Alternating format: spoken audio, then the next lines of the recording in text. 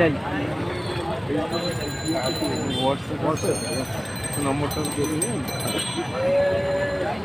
আজকে আপনি এখানে কেন এসেছেন?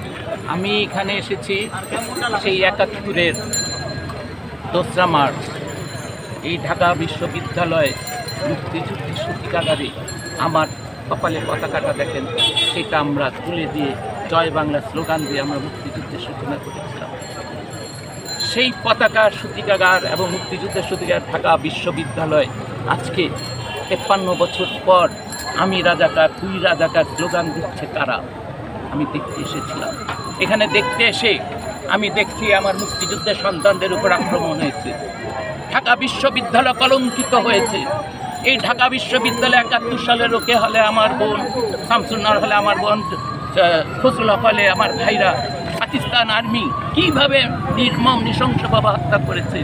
সেই বিশ্ববিদ্যালয়ে সেই মুক্তিযুদ্ধে যারা সূচনা করলো, সেই মুক্তিযুদ্ধের সূতিকাগার ঢাকা বিশ্ববিদ্যালয় আমি রাজাকার তুই রাজাকার দিবে নতুন প্রজন্মে, যারা মুক্তিযুদ্ধ দেখে নাই, মুক্তিযুদ্ধকে লালন করে না।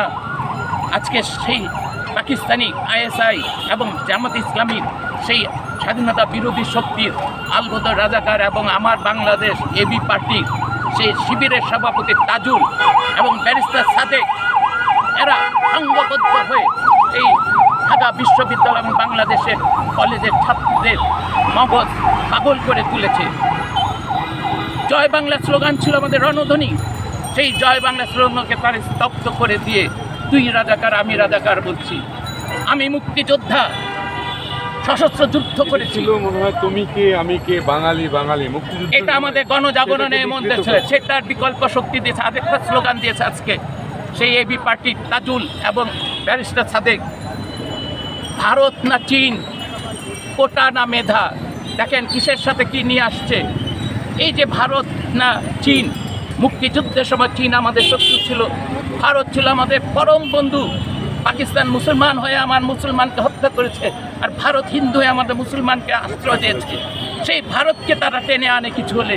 আজকে আমি মুক্তিযোদ্ধা হিসেবে প্রত্যাশা করব এই ঢাকা বিশ্ববিদ্যালয়ে ছাত্ররা নেমে গেছে, এটা মুক্তিযুদ্ধের বাংলাদেশ, জয় বাংলার বাংলাদেশ, বঙ্গবন্ধু